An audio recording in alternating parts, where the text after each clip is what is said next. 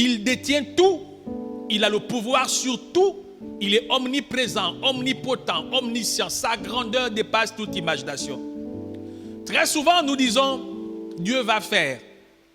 Dieu agira. Dieu va faire. Oui, dans sa prédominance, dans son immensité de gloire, il peut tout faire. Mais seulement, Dieu a laissé à l'homme une part de responsabilité. Je voudrais nous délivrer d'une manière d'entendre et comprendre, d'une manière d'agir dans nos vies. Et ce qui fait en sorte que la plupart des vies stagnent et ne progressent pas. Parce que nous restons à attendre la main de Dieu alors que nous avons, nous aussi, notre responsabilité dans la suite de notre existence. Écoute-moi, frère. Il dira dans Deutéronome chapitre 30, 19, et je voudrais nous démystifier et nous amener dans certaines vérités qui impactent notre réalité. Il faut savoir que, écoute mon frère, la plupart des choses qui vont t'arriver vont être la conséquence de ta partition. Ça veut dire que ce que tu ne fais pas va être contre toi demain. Deutéronome 30, 19 dira le Seigneur. Il dit, je prends aujourd'hui à témoin contre vous le ciel et la terre. J'ai mis devant toi la vie et la mort, la bénédiction et la malédiction. Choisis la vie afin que tu vives toi et ta postérité. Il dit, j'ai mis devant toi quoi? Il dit, j'ai mis devant toi la vie et la mort. La vie et la mort, la bénédiction et la malédiction. Il dit, mais choisis la vie. Dieu nous exhorte d'un choix, mais le choix nous revient. C'est pour dire que Dieu veut que tu vives, mais Dieu ne t'impose pas à vivre. Je crois que quelqu'un en a besoin parce que souvent nous disons, ah mais en tout cas, depuis là Dieu ne fait pas, mais pourquoi? Parce qu'il y a des choses que Dieu fait et puis il y a des choses que tu dois faire. Il faut que tu comprennes qu'il y a des choses que tu dois faire. Il faut savoir que Dieu, il est respectueux de notre volonté, de nos choix. Dieu respecte ton choix. Si tu dis que tu ne fais pas, Dieu, il ne fait rien. Vous savez, l'expérience de la marche nous enseigne que l'homme n'est pas, en fait, l'homme a un pouvoir qu'il n'exerce pas. Nous, en Christ, souvent, nous disons, ah, mais Dieu va faire. Ah, mais Dieu va agir. Je m'appuie sur Dieu. Oui, il va falloir comprendre le mécanisme, comment la vie fonctionne en Christ. Comment ça fonctionne quand on est en Christ? Comment ça marche? Parce que Dieu a donné un protocole de marche. Comment ça marche? Donc, il faut savoir que Dieu respecte tes choix. Il respecte ta volonté. Il respecte tes décisions. Si tu dis que tu ne viens pas à l'église, Dieu ne t'obligera pas. Si tu dis que tu ne fais pas, Dieu ne t'obligera pas. Si tu dis que tu y vas, Dieu ne t'impose rien. La plupart des choses que nous faisons, Dieu ne nous oblige pas. Il dit, je mets devant toi. Et puis tu choisis. Tous les jours de ta vie, tu auras à faire de choix. D'obéir ou de ne pas obéir. De te soumettre ou de ne pas te soumettre. De t'appliquer ou de ne pas t'appliquer. Dieu, sa responsabilité est de te donner l'information. Et puis ta responsabilité à toi, c'est de te saisir de l'information. Dieu n'est pas l'origine de nos choix. C'est pourquoi il va dire quelque chose. Il va dire qu'il est la lumière. Je vais lire dans Jean chapitre 8 au verset 12. Quelqu'un avec moi ce matin? Quelqu'un avec moi ce matin? Dis à ton voisin, est-ce que tu es là? Si tu es là, fais comme ça. Je veux savoir si tu es là ce matin. Très bien, ça veut dire que tu es là ce matin. Jean 8 chapitre 12. Jean chapitre 8 au verset 12. Il dit, Jésus leur parla de nouveau et dit, je suis la lumière du monde. Écoute-moi, celui qui me suit ne marchera pas dans les ténèbres, mais il aura la lumière de la vie. La lumière de la vie. Souviens-toi que la lumière, c'est la connaissance. La parole de Dieu est claire. Il le déclare dans le psaume 119, 105. Il dit, sa parole est une lampe à nos pieds et une lumière sur notre sentier. Donc, nous avons besoin d'éclairage pour prendre des décisions. Et je l'ai dit tout à l'heure, tu auras et tu seras confronté à des décisions. Tous les jours de ta vie. Tous les jours de ta vie. Il n'y a pas un jour où tu peux prendre des décisions. Il n'y a pas un jour. La question c'est, sous quelle lumière prends-tu des décisions? Et tu sais, quand il dit dans Osée 4, 6, il dit que mon peuple est détruit parce qu'il lui manque la connaissance. Oui, parce que la plupart de nos décisions, nous les prenons dans un état d'ignorance. sans connaissance et sans compréhension.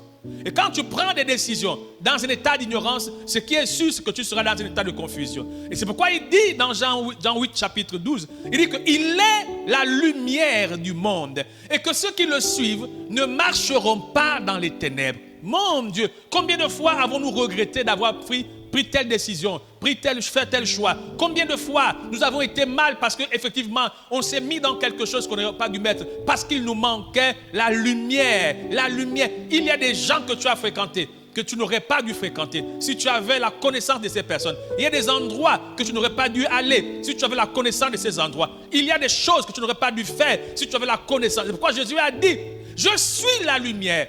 Et si lui qui marche et qui me suit, ce dernier-là, il ne marchera pas dans les ténèbres, il dit, il aura la lumière de la vie. En d'autres termes, pour marcher dans la vie que tu vois, il faut la lumière.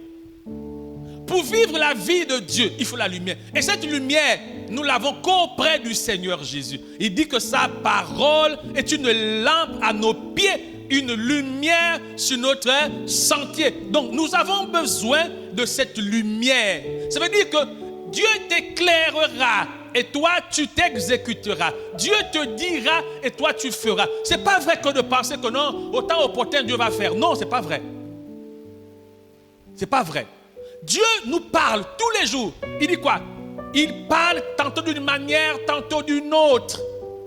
Et quand nous subissons des conséquences, on accuse Dieu. Pourquoi Dieu a permis cela? Dieu n'a pas permis cela. Tu t'es retrouvé dedans parce que tu as agi toi-même dedans. Dieu ne pousse pas quelqu'un dans le vide. Dieu ne pousse pas quelqu'un dans le précipice. Chacun de nous fait le choix tous les jours de ta vie. Le danger, c'est que, frère, souvent quand nous sommes dans des conséquences, souvent on a l'impression que Dieu nous a oubliés. Mais écoute, Dieu est respectueux de tes choix. Il faut savoir que derrière tous les choix que tu vas entreprendre, il y a des conséquences. Donc quand tu as fait un choix dans quelque chose et qu'au finish, tu te retrouves en train de récolter le fruit, Dieu ne peut pas intervenir parce qu'en fait, c'est ton choix. C'est ton choix. Il dit, je mets devant toi et choisis, c'est ton choix. Si tu décides de ne pas prier, c'est ton choix. Tu décides de ne pas obéir à Dieu, c'est ton choix. Tu dis, moi je ne vais pas à l'église aujourd'hui, c'est ton choix. Mais tu sais que Dieu t'a dit que dimanche c'est son jour. Et il faut savoir, please, don't forget, n'oublie pas que ton choix va produire dans ta vie des conséquences inéluctables. Il y aura toujours et toujours et toujours et toujours un retour par rapport à ton choix. Donc Dieu ne fait pas tout. Ah oui, l'homme l'a abandonné, mais c'est ton choix. Ah oui, l'homme l'a abandonné, c'est ton choix. Donc pour prendre le bon choix ou pour faire le bon choix dans la vie, tu as besoin d'illumination. Et Jésus dit quoi? Celui qui me suit ne marchera pas dans les ténèbres, mais il aura la lumière de la vie. De la vie. Mon ami, pour vivre la vie selon Dieu, il faut la lumière de Dieu, mon frère. Et la plupart d'entre nous ne voulons pas la lumière. Quand il t'invite à l'église pour t'instruire, tu ne veux pas. Tu sens dans ton cœur que tu dois aller à l'église, mais tu ne veux pas. Tellement le monde, les choses du monde te préoccupent, t'occupent, que tu n'as pas le temps pour écouter Dieu. Tu sais, même ceux qui meurent, Dieu dit, il parle à toute sa créature. Il y a que quand nous tombons dans des pièges qui mettent nos vies en difficulté, Dieu a pris le soin de nous avertir à l'avance. Il dit, rien n'arrive tant que Dieu l'ait annoncé à l'avance. Dieu dit toujours à l'avance ce qui va arriver. Il y a une pensée qui va te traverser. Tu sais, le matin quand tu dois sortir, et que habituellement tu sors sans te poser des questions. Mais quand tu sors un matin avant de sortir, tu commences à t'interroger. Mais pourquoi je sors? Quel est l'intérêt de sortir? Qu'est-ce que je gagne? Quand tu commences à avoir des interrogations dans ton esprit, ça dit ne sors pas. Ça dit ne sors pas. Il y a quelque chose devant. Mais comme ce qui est devant t'attire tellement, mais Dieu a pris le temps de t'interroger, où tu t'assois, tu dis, mais mon cœur ne donne pas ce matin de sortir, je ne sens pas, mais comme on m'a appelé, et puis c'est affaire à Jean, vraiment, il faut que... Mais mon cœur ne donne pas. Mon ami, ton cœur ne donne pas. Laisse. Laisse. Dieu vient de te dire que ce n'est pas bon, laisse. Ah, l'homme là, et pourtant je l'aime, mais je ne sens pas mon cœur. Dieu dit, laisse. En nous, il y a la voix de Dieu. La Bible dit que Dieu a inscrit ses paroles dans notre cœur. Dieu a inscrit sa loi dans le cœur de l'homme. Tu sens que le cœur te dit, va à l'église, va à l'église. Mais quelqu'un te dit, oh non, écoute, accompagne-moi. Mais un cœur te dit, va à l'église, va à l'église. Va à l'église. Souviens-toi, la dernière décision te revient. C'est pourquoi à demain, tu as l'impression que Dieu ne t'entend pas dans les prières. Parce que Dieu est respectueux de tes choix. Tu as fait le choix. Il dit, je mets devant toi. Donc nous tous, en tant que nous sommes face à la vie ou à la mort, la bénédiction ou la malédiction. Donc nous choisissons. Tu choisis, je choisis, nous tous. Obéir à Dieu, ce n'est pas un sentiment, c'est une décision qui émane d'un choix. Qui émane d'un choix. Tu sais, il dit, choisis la vie afin que tu vives. La parole du Seigneur, c'est un ensemble de lois, de commandements, des règles, des principes qu'il te donne pour agir dans ta vie. Je me suis rendu compte, vraiment laissons Dieu. Quand tu vois des gens gréver contre Dieu en disant, moi, Dieu ne me répond pas, moi, je suis énervé contre Dieu, je ne comprends pas, depuis que je prie, tout ça, machin. Mais tu sais, est-ce que dans tes décisions, tu as consulté Dieu? Est-ce que tu as prié avant de prendre telle décision? Est-ce que même tu as jeûné? Parce que tu sais, il y a des temps où tu parles à Dieu et puis Dieu garde le silence. Qu'est-ce que tu as fait? Est-ce que tu as pris le temps de scruter les Écritures avant de prendre? Les grandes décisions de ta vie vont t'imposer les grandes profondeurs de la recherche du Seigneur. Aux grandes décisions, aux grandes recherches. Quand une décision va impacter ta vie, les décisions de mariage, avant de se marier, avant de te marier avec quelqu'un, interroge le Seigneur. Avant de rester dans une église, écoute-moi, interroge le Seigneur. Parce que tu peux être touché par les apparences. Tu sais, si tu as été dans les méga churches, des grandes églises, tu auras une culture de grandes églises. Mais qui t'a dit que les grandes églises sont forcément les vraies églises? Tu peux avoir une culture de grandes églises et mépriser les petites églises, alors que Dieu est dans les petites églises. Donc, il faut que Dieu te révèle avant de rester dans quelque chose. Tu trouves un emploi, interroge le Seigneur. Parce qu'il faut savoir que l'emploi que tu as trouvé n'est pas forcément le plan de Dieu. Ça peut être également un projet du diable pour te sortir de la volonté du Seigneur. Donc, toute chose que tu dois entreprendre dans ta vie, tu veux déménager parce que tes voisins te fatiguent, tu n'es pas content d'eux. Avant de partir, demande à Dieu. Tu as trouvé une maison, tu cherches une maison avant d'intégrer, avant de rentrer. Demande à Dieu. Tu as des amis. Un ami par concours de circonstances, tu croises quelqu'un et vous sympathisez et puis vous commencez à vous écrire sur WhatsApp, bonjour, comment ça va? Ce que tu dois faire, c'est demander à Dieu qui est cette personne-là. Parce que le diable peut envoyer des hommes, des personnes pour créer de l'amitié juste pour te sortir du plan de Dieu. Alléluia. Le choix de ta vie, c'est toi. Dieu peut tout faire parce qu'il est Dieu. Mais Dieu ne fait pas tout. Il a donné à l'homme une part de responsabilité. Il y a des choses que Dieu fait et puis il y a des choses que l'homme aussi fait. Quand nous passons par des conséquences douloureuses de la vie, il faut savoir que c'est de ta responsabilité. Et quand tu fais le choix sur quelque chose et qu'il t'arrive des choses contraires au plan de Dieu, Dieu ne peut pas intervenir. Il a écrit dans le psaume 148 au verset 6, il dit, il a créé l'univers par des lois. Et pour rien au monde, il ne va les violer. Il ne va passer en dessus de ces lois. Ça veut dire que Dieu, quand il dit quelque chose, il les respecte. S'il dit, choisis, et que tu venais à faire un choix, Dieu, il se tient à l'écart. C'est pourquoi tu vas voir que même sur la terre, ce n'est pas la volonté de Dieu qui se passe. C'est pourquoi nous demandons, quand nous prions dans Matthieu 6, au verset 10, il dit quoi? Que ton règne vienne et que ta volonté soit faite. Pourquoi? Pour que Dieu agisse, il faut lui demander qu'il agisse. Parce que Dieu n'agit pas comme un clandestin. Il veut une invitation officielle, c'est pourquoi nous prions. Une invitation, c'est pourquoi nous prions. Quelqu'un dit Amen. Quelqu'un dit Amen. Tout ce que tu auras dépend de tes résolutions. Job 22, 28, il dit quoi? À tes résolutions, tes décisions, à tes choix, tout ce que tu vas faire va en découler quelque chose.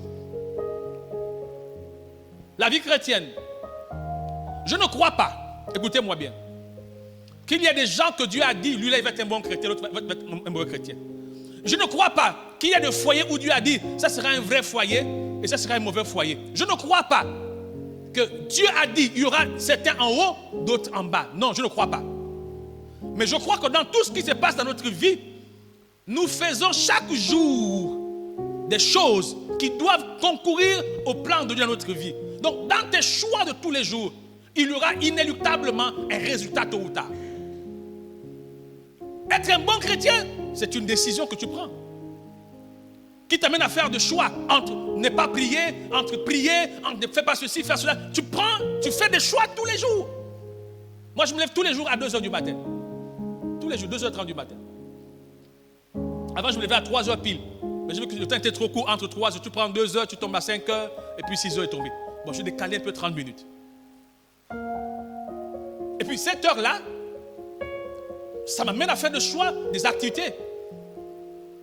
Donc, je ne peux pas suivre la télévision comme tout le monde suit des films jusqu'à 23h, tout ça. Non. Je suis le journal et puis ce que je sens que puis après, je vais dormir. Parce que je vais être debout à l'heure indiquée. Donc, dans tout ce que tu veux obtenir, tu fais des choix. Donc, il ne faut pas penser que non, ah oui, comme c'est le pasteur. Non, mon frère. Il dit, nous sommes tous appelés. Quand tu lis Romains chapitre 8 au verset 29, il dit, ce qu'il a connu d'avance, il les a prédestinés. Dans la prédestination, il faut savoir que notre collaboration est de mise. Dieu a un projet, mais Dieu ne t'impose pas son projet. Parents et enfants. Tu mets un enfant au monde, au début tu le mets à l'école, mais à un certain âge, l'enfant doit choisir. Il doit choisir. Même si tu es parent lion, l'enfant choisit. Et ça, c'est la conséquence d'instruction. Et c'est pourquoi je l'ai dit tout à l'heure, j'ai dit autrefois. Les fondamentaux de notre christianisme déterminent quel genre de chrétien nous sommes. Ce qu'on a mis quand on a commencé. Dans tout édifice qui s'élève, il y a des fondements. Comment ta vie a-t-elle été fondée dès le départ? Qu'est-ce qu'on t'a dit de Jésus? Donc, la qualité de ta personnalité en Christ aujourd'hui ne dépend pas de ce que le diable veut faire de toi, mais dépend de ce que toi-même tu as compris et de ce que tu fais tous les jours. Il n'y a pas quelqu'un qui doit être mauvais chrétien. Il n'y a pas quelqu'un qui doit être mauvais mari, mauvaise femme. Il n'y en a pas. Tu fais le choix d'être une bonne épouse ou pas. D'être un bon époux ou pas. Tu fais le choix d'être un bon conjoint ou pas. Tu fais le choix d'être un bon disciple de Jésus ou pas. Tu fais le choix. Tu fais le choix d'être excellent ou d'être médiocre. Tu fais le choix. Toute ta vie, tu fais le choix. Donc, ce que tu vas manifester, moi je ne crois pas qu'il y a des élus d'échec. Les élus d'échec. Non, je ne crois pas. Nous sommes tous des élus de victoire. Tous.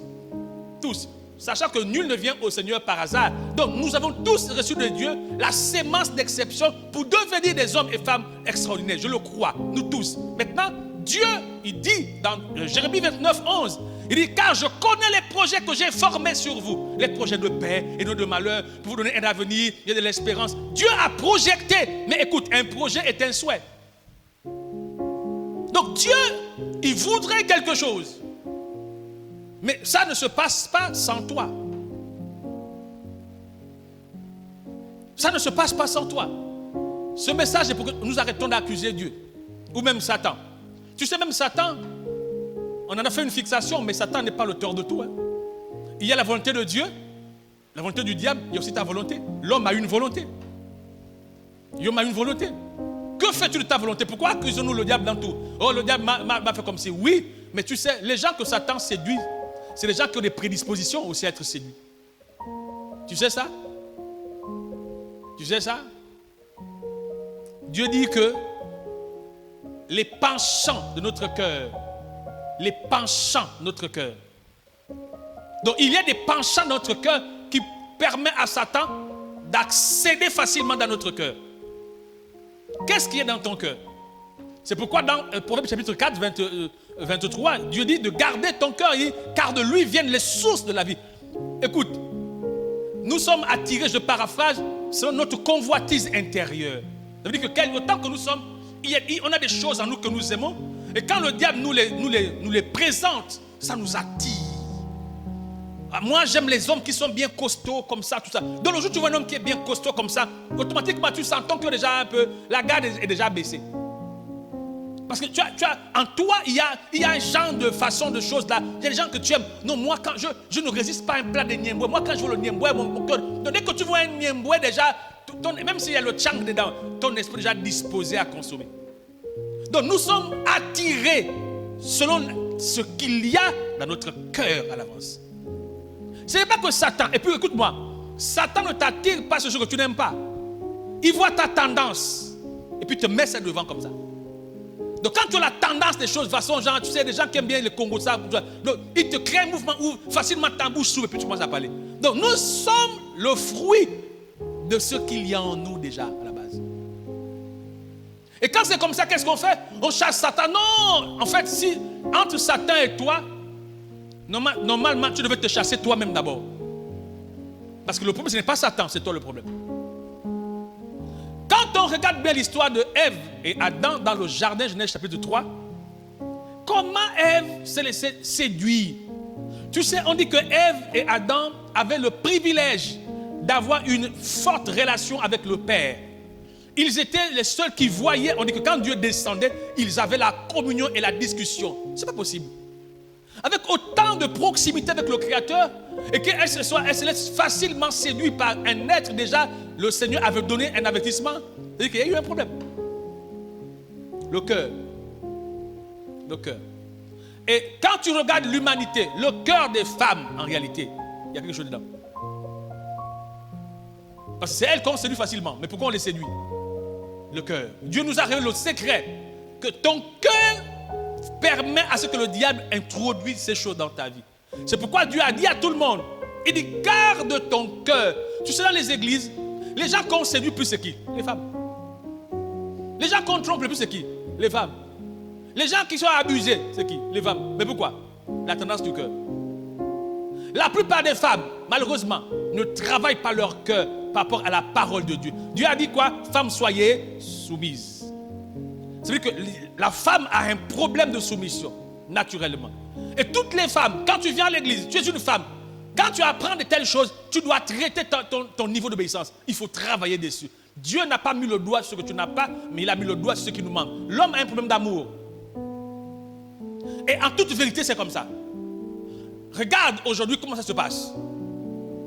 La plupart des choses qui nous font mal viennent de quoi? De nos choix. C'est pourquoi il faut travailler ton niveau d'éclairage. Dieu ne fait pas tout. Regarde. Regarde. Il est écrit que nos choix nous produisent des résultats. Galates chapitre 6 et 5. 7. Galates chapitre 6, 7. Il dit quoi? Ne vous y trompez pas, on ne se moque pas de Dieu. Ce qu'un homme aura sémé, il le moissonnera. Donc ce que tu auras fait, mais tu fais parce que tu as choisi de le faire. Donc tout ce que tu fais, tu vas récolter demain. Donc qu'est-ce que tu as décidé de faire? Quel est le choix? Il faut savoir. Aujourd'hui tu es à l'église. Tu resteras à l'église selon ton choix. Mais si tu ne choisis pas le principe, tu ne seras plus à l'église demain. Donc continuer à marcher avec fidélité et efficacité, c'est ton choix. Ah oui, ceci, machin, non, il n'y a rien qui t'a empêché. Tu as fait le choix d'arrêter. Il n'y a rien qui t'a empêché. Ah oui, non, mais j'étais comme si... Non! Tu tombes malade, tu te relèves. La circonstance maligne t'a empêché. Ok. Mais quand tu t'es rétabli, tu as fait quoi? Tu as prolongé le repos. Donc, tu fais le choix de demain. Ne vous y trompez pas. À l'église, souvent, on entend tellement de choses. Et on se pose la question, est-ce que Dieu existe? Que ton règne vienne. Dans ta vie, Dieu ne vient pas s'imposer. Dieu ne s'impose pas dans la vie de quelqu'un. Tu décides à ce qu'il soit dans ta vie.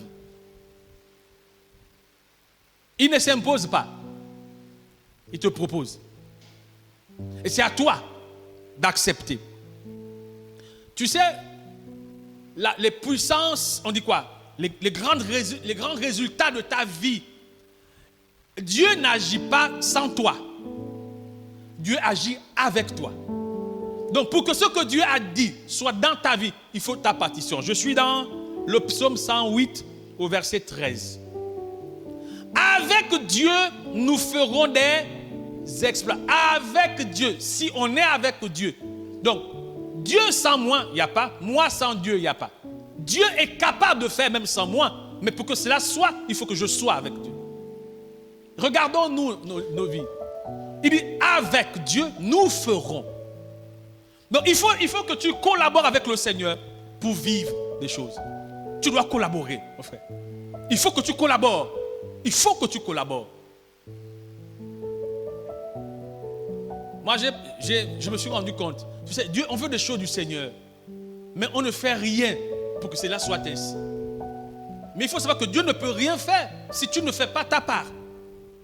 Chacun de nous, écoutez-moi bien, a sa part de responsabilité dans l'accomplissement du plan de Dieu. Quand nous venons sur la terre, quand nous devenons adultes, là où nous sommes, un enfant dépend de ses parents.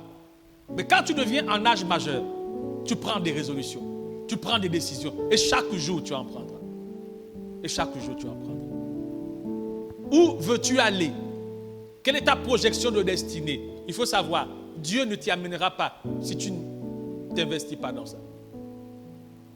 Et je l'ai compris, hein?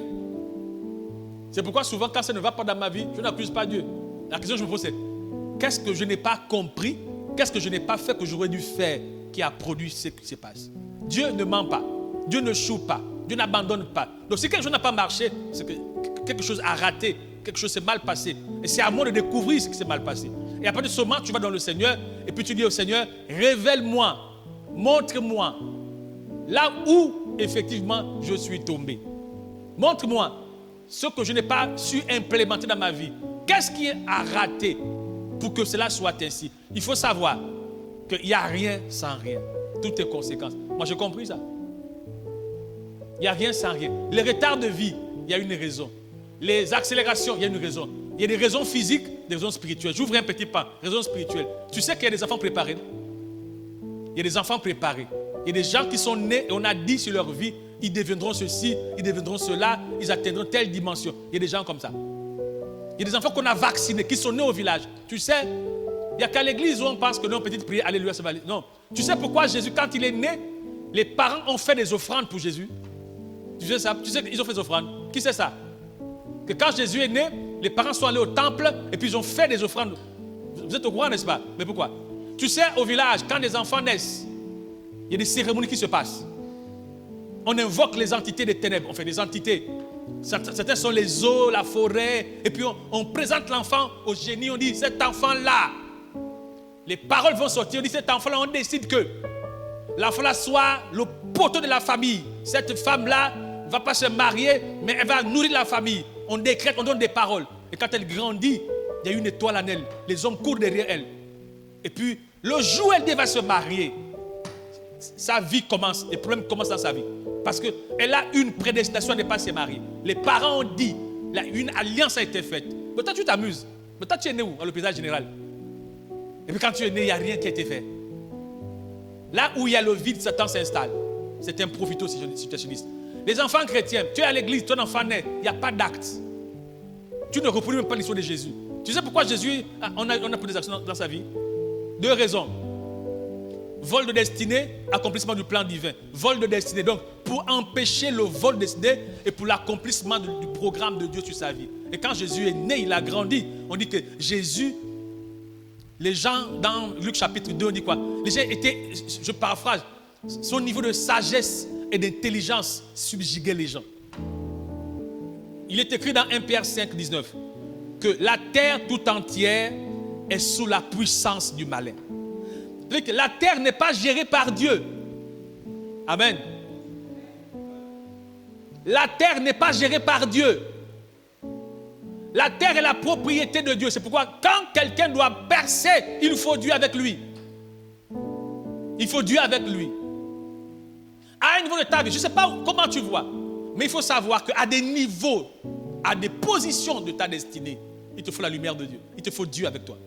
C'est avec Dieu que nous faisons des exploits. Quand on parle d'exploits, ça fait référence aux choses surnaturelles, aux choses extraordinaires, aux choses inimaginables, aux choses impensables. Et quand tu agis, paf, qu'est-ce qui s'est passé?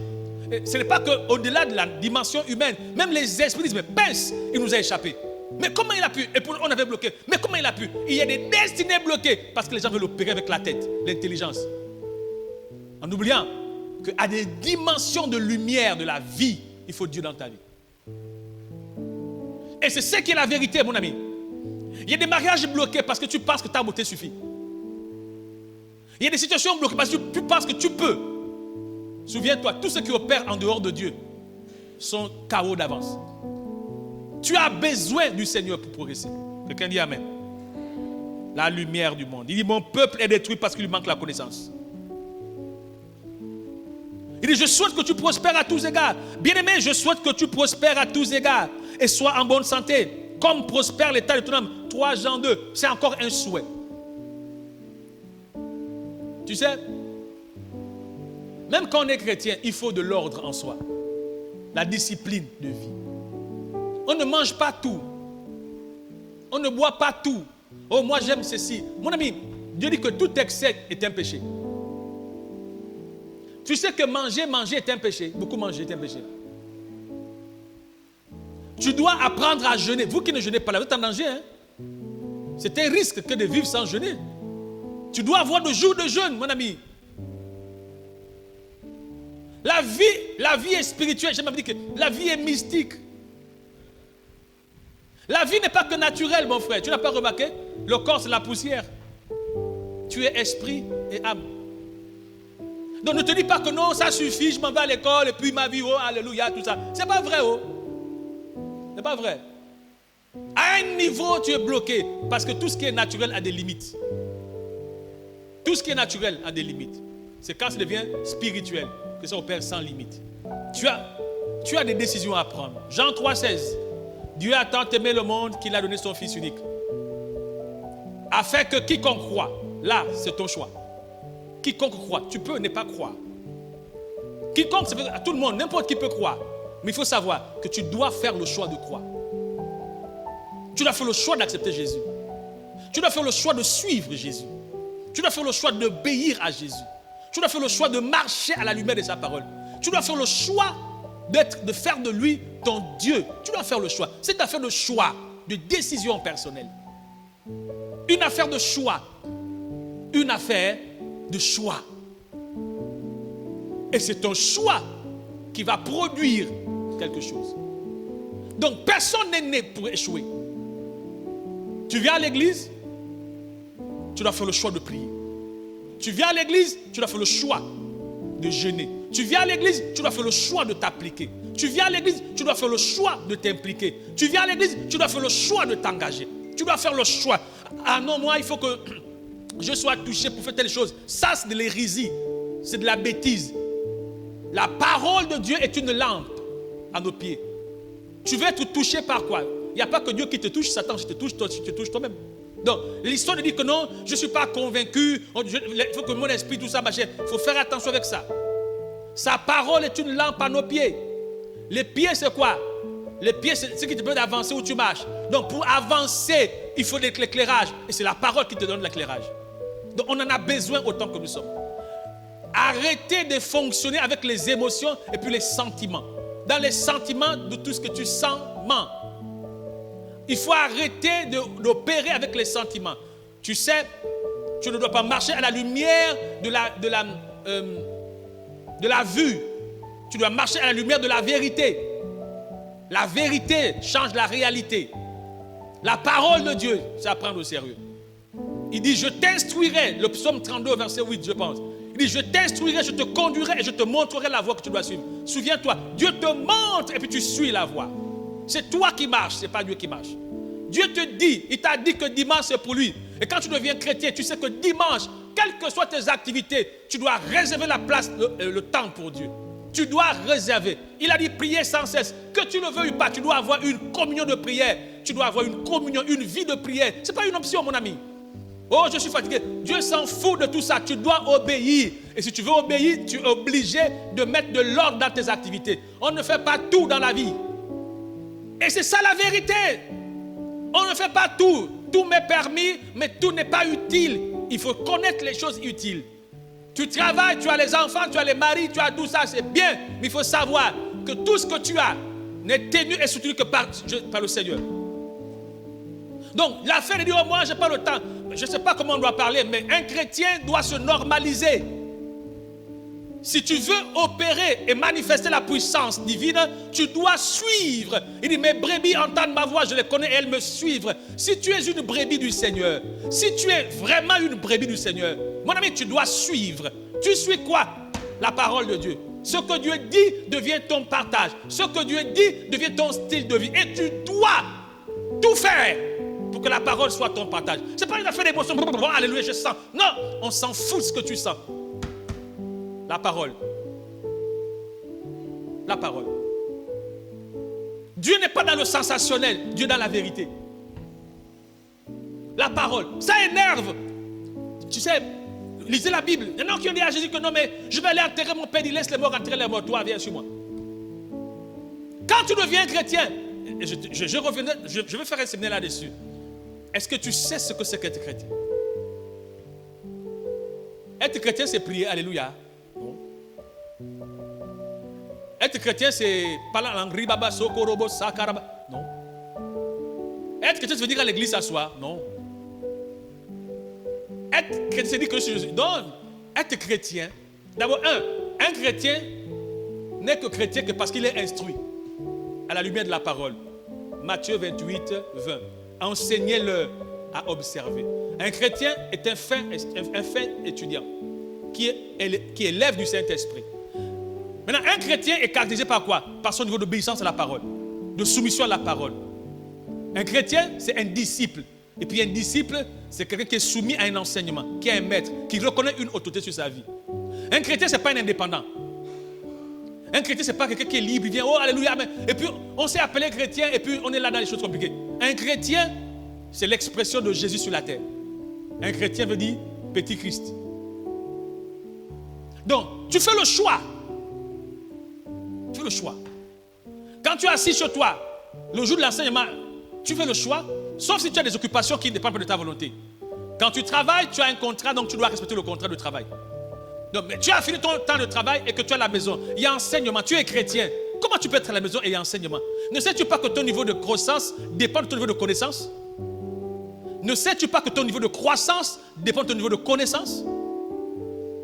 Ne sais-tu pas que ton niveau de croissance dépend de ton niveau de connaissance? Bon, je reprends. Ne sais-tu pas que ton niveau de croissance dépend de ton niveau de connaissance? Je reprends. Ne sais-tu pas que ton niveau de croissance dépend de ton niveau de connaissance? Non, je vais reprendre. Autrement. Ne sais-tu pas que ton niveau d'impact dépend de ton niveau de connaissance? Non, je reprends autrement. Ne sais-tu pas que ton niveau de possession, de domination dépend de ton niveau de connaissance? Non, je reprends. Ton niveau de consistance et de résistance dépend de ton niveau de connaissance. Non, mais je reprends. Ton éternité dépend de ton niveau de connaissance. Moins tu connais, plus tu es vulnérable. Ballotté à tout vent de doctrine. Plus tu connais, plus tu es stable. On ne te fait pas comme ça. Tu n'es pas le genre qu'un prophète viendra manger l'argent. Ceux qui viendront manger l'argent. C'est pas dedans. Tu n'es pas le genre gauche, droite, venez ici. Non! Les gens qui poursuivent les prophètes, ils savent.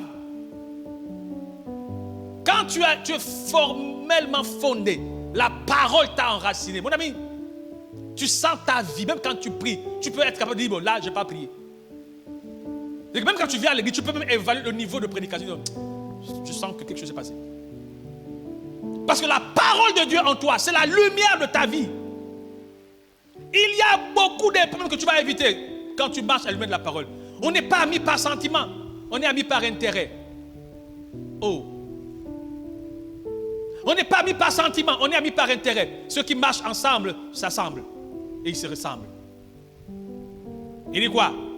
Deux personnes peuvent marcher ensemble sans être communes. Donc il y a des choses, quand on marche ensemble, on tombe d'accord. Donc c'est l'intérêt qui nous donne de marcher ensemble. Mais si tu marches avec quelqu'un, selon ta vision, si tu veux aller loin, marche avec quelqu'un qui a la foi, qui va te communiquer la foi. Marche avec quelqu'un qui craint Dieu, qui va te communiquer la crainte de Dieu. Marche avec quelqu'un qui aime le Seigneur. Parce que ce que quelqu'un a de plus de positif doit être ton partage. Donc, ne marche pas avec des gens qui vont te tirer vers le bas. Fais le choix de tes relations. Fais le choix de tes fréquentations. Fais le choix de tes amitiés. Fais le choix de tes dépenses. Ne dépense pas pour tout et rien. Choisis ce que tu fais dans ta vie. Ton lendemain dépend de tes choix. J'ai dit quoi? Après on va accuser, oh Dieu, Satan. C'est pas Satan. Les choix que tu fais aujourd'hui auront un impact demain sur ta vie. Donc aujourd'hui là, prépare demain. Qu'est-ce que tu fais? La lumière de la parole aujourd'hui te donne un repos demain. Un repos demain. Donc quand tu marches dans la conformité, dans l'authenticité, dans l'humilité, dans la vérité, ça te garantit un avenir d'exception demain. Souviens-toi, tout ce que tu fais aujourd'hui, c'est pour demain. Ce que tu as aujourd'hui, ça a été fait hier. Donc ce que tu sais aujourd'hui, bien aimé, quand je vois comment les gens s'amusent avec la parole de Dieu, je suis trop choqué. L'obéissance produit l'essence. Quand tu as l'essence, tu brûles. C'est un carburant, ta vie monte. L'obéissance à la parole du Seigneur. Tu seras surpris. Ce n'est pas aujourd'hui. Ne te laisse pas influencer par aujourd'hui. Oh, j'obéis, mais rien ne se passe aujourd'hui. Ce n'est pas un problème. Accumule de la puissance en toi. Au temps convenable, ça va exploser. Et les gens seront subjugués. Ça ne ressemble à rien. Tu obéis, tu marches, et puis tu as l'impression que ta vie ne marche pas. Et puis tu sembles être la risée du quartier. Les gens se moquent de toi. Tu viens à l'église, rien ne se passe. Ne t'inquiète pas. Persévère. Ceux qui persévéreront jusqu'au bout, ceux-là seront sauvés. Même si tu ne vois rien aujourd'hui, ne t'inquiète pas. Il y a un temps pour tout. Ecclésiaste a dit, il y a un temps fixé sous les cieux. Donc ne t'inquiète pas. Il y a un temps de péremption en toutes choses. Il y a un temps où la souffrance va s'arrêter. Il y a un temps où la douleur va s'arrêter. Il y a un temps où tu vas rentrer dans une gloire. Il y a un temps où ta dimension va changer. Il y a un temps où Dieu va te visiter. Il y a un temps. Il y a un temps. Donc n'aie pas peur que non, il n'y a rien. Non, continue. Tu sais, demande au cultivateur. On voit un champ là tous les jours. Quelqu'un dit, oh, mais ça a poussé. Oh. Oui, mais ça a poussé. Et puis demain, tu verras que ça va encore très bien pousser. Il y aura du fruit et tout ça. Donc il y a un temps. Mais le cultivateur fait quoi? Il plante depuis il attend, il assiste, il veille. Donc fais de même. Dieu ne ment pas. Un jour, tu seras témoin de la puissance du Christ dans ta vie. Fais le choix de persévérer. On acclame le Seigneur ce matin.